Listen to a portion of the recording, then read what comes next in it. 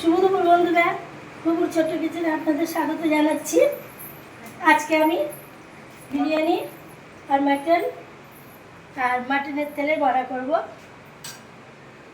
তো মাটন আর বিরিয়ানি হয়ে গেছে, ছেলে ডিউটি থেকে এসছে, ওর খাবারটা আমি এখন একটু বেড়ে দিই।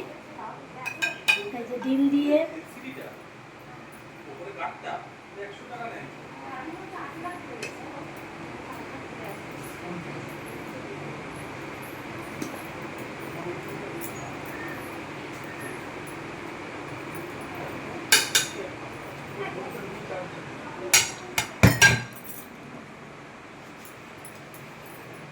ওর আলুটা খুব বেশি পছন্দ করে না কোনো সময়,